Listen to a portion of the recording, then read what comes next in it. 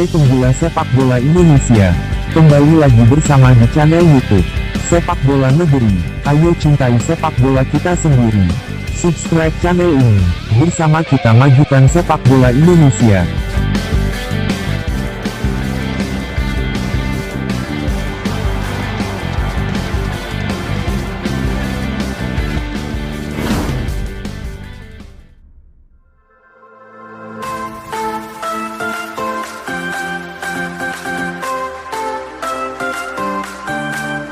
Dalam sepak bola kita tahu ada pemain yang berposisi sebagai penjaga gawang, pemain bertahan, gelandang dan penyerang. Menjadi seorang pemain tengah atau gelandang, mempunyai tugas yang berat. Harus bisa dalam segala hal, seperti mengatur jalannya permainan, mengatur tempo, dan memberikan perbedaan di dalam permainan.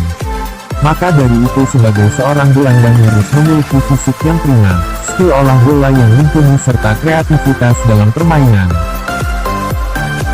Di Indonesia juga memiliki gelandang-gelandang yang hebat seperti Firman Utina, Ponario, Bima Sakti, Evan Dimas, Julfiandi, Paulo Sitanggang dan masih banyak lainnya.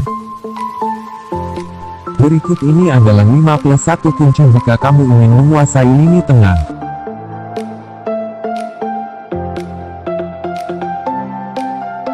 Berpikirlah sebelum menerima bola. Terkadang, pemain sering meminta bola dan ingin memegang bola. Akan tetapi, yang jadi masalah, dia tidak tahu apa yang akan dia lakukan setelah menerima bola. Apakah mau diumpan, shooting, atau melakukan dribbling melewati lawan. Tentunya jika sudah menerima bola namun belum tahu mau bagaimana, kita akan bingung dan mudah sekali kehilangan bola. Jadi ketika hendak meminta bola, pikirkan apa yang akan kita lakukan. Dan itu harus dilakukan dengan cepat dan tepat dalam mengambil keputusan.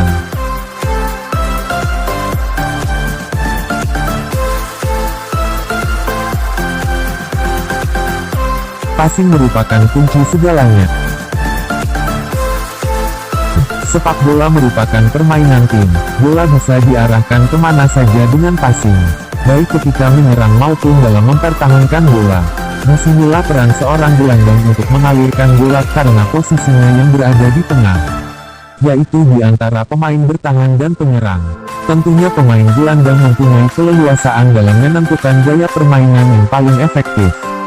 Tidak bisa dipungkiri passing merupakan kunci segalanya, baik passing datar ataupun lambung, dekat maupun umpan-umpan silang. Semuanya diperlukan dalam permainan.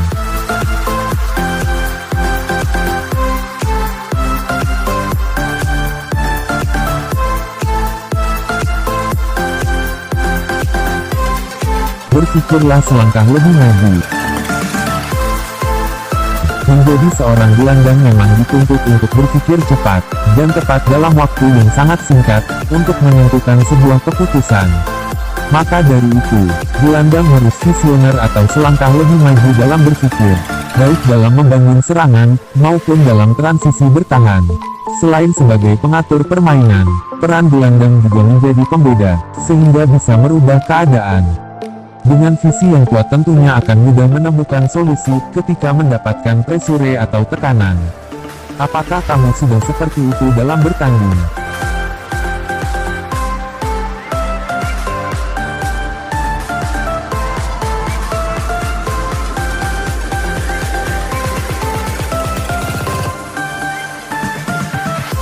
Menipu lawan. Dalam menjalankan perannya di lini tengah, pergerakan seorang gelandang harus bisa menipu lawan, baik menipu secara individu ataupun tim. Sebisa mungkin setiap pergerakan yang kita lakukan tidak bisa dibaca lawan. Usahakan lawan akan terkejut dengan segala pergerakan yang kita lakukan, seperti dengan umpan-umpan silang ataupun dengan trupas yang cerdas.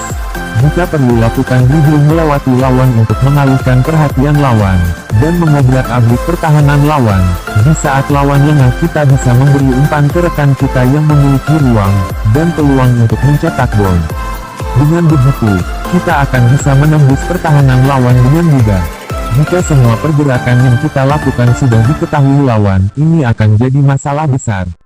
Karena kamu akan kesulitan untuk menguasai permainan. Tapi sebaliknya, ketika kita sedang bertahan, kita harus bisa membaca permainan lawan. Jangan sampai kita tertipu. Jika kita paham pergerakan lawan, ini akan mempersulit lawan dalam mengembangkan permainannya.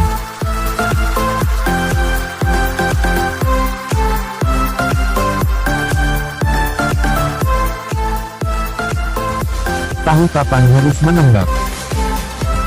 Kita sering melihat tidak hanya seorang striker saja yang bisa mencetak gol, dan tak jarang pula gol yang tercipta dari luar kotak penalti. Seorang gelandang bukan hanya mengalirkan bola ke depan maupun ke belakang. Bukan hanya sekedar melakukan passing tanda hubung passing back, seorang tidak hanya berpeluang memberikan assist tapi juga sama-sama mempunyai peluang untuk mencetak gol. Ya, seorang gelandang memang harus bisa memanfaatkan peluang sebaik mungkin. Jika memang ada ruang terbuka, tidak jadi masalah jika kamu ingin melakukan spekulasi shooting jarak jauh ataupun dengan melakukan pressing. Ketika kita dalam keadaan sulit menembus pertahanan lawan, hal ini juga merupakan opsi untuk bisa membobol gawang lawan, ataupun setidaknya membuka peluang apabila nantinya terjadi rebung dari tembakan jarak jauh yang dilakukan. Dan semua itu bisa merusak fokus lawan.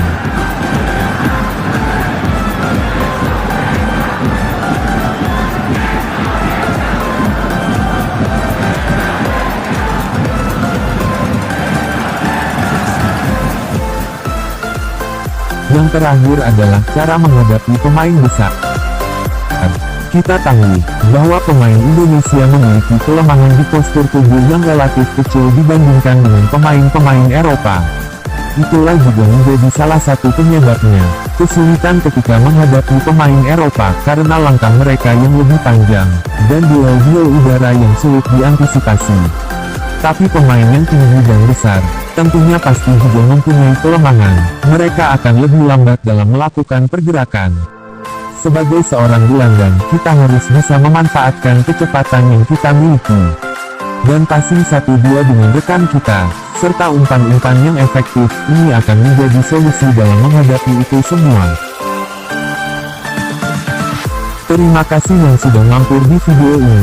Semoga bermanfaat dan bisa mempraktekkan yang ada di video pada saat bertanding.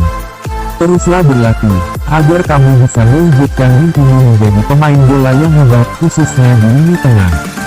Maju terus sepak bola Indonesia!